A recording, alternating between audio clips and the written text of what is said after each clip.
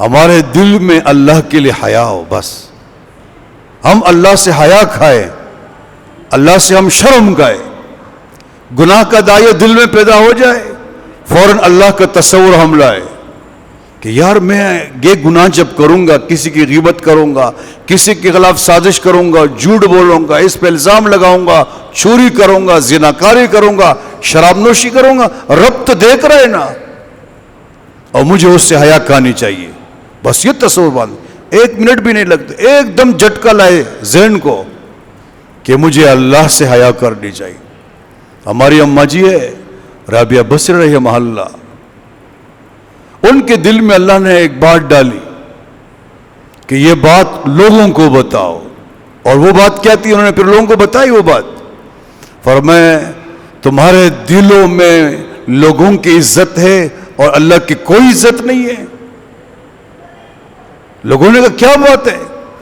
کہتے جب تم گناہ کرنے پہ آتے ہو، لوگوں کی عزت کرتے ہو، ان سے حیا کرتے ہو، چھپ کے کرتے ہو، اور گناہ کرتے ہو اوپر سے اللہ تمہیں دیکھتے ہو، ان سے کوئی حیا نہیں کھاتے، ان کی کوئی عزت نہیں ہے۔ فرمایا مجھے اللہ نے بتایا کہ میری مخلوق کو بتاؤ کہ میری کوئی عزت نہیں، مخلوق کی ہے، اور میری کوئی عزت تمہاری نگاہوں میں نہیں ہے۔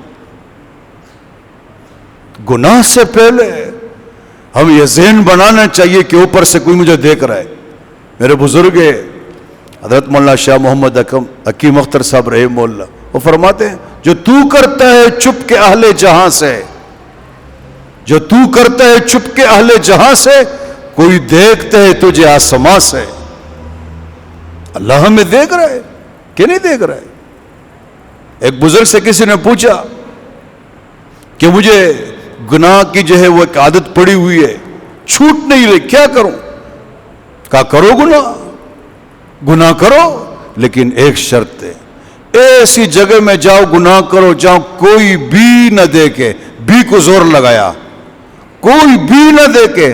اس نے کہا کوئی نہ دیکھے، اللہ تو دیکھتا ہے۔ کہا بات ختم ہو گئی۔ جب خود آپ کہہ رہے ہو اللہ دیکھ رہے تو پھر اس سے حیا کرو نا۔ اگر اللہ پکڑنے پہ پھر کیا کرو گے؟ تو حیا بہت بڑی دولت ہے، اللہ تعالیٰ ہم سب کو نصیب فرمائے کہ ہم اللہ سے حیا کریں۔